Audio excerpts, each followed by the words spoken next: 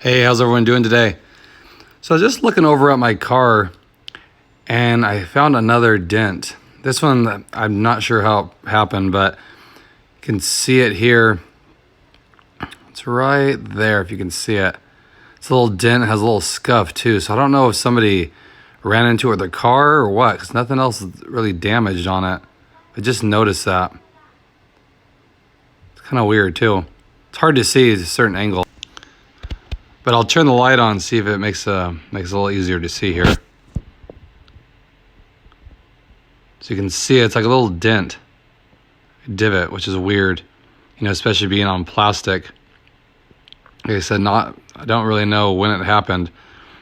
My car's not even clean right now. I just happened to see, I guess, a certain angle caught my attention. So I'm not too sure, but kind of a bummer. Got another one. I know it happens. It's just like when you find them, you're like, oh man, not another one. And this car is going on 2 years old now, so, it's inevitable.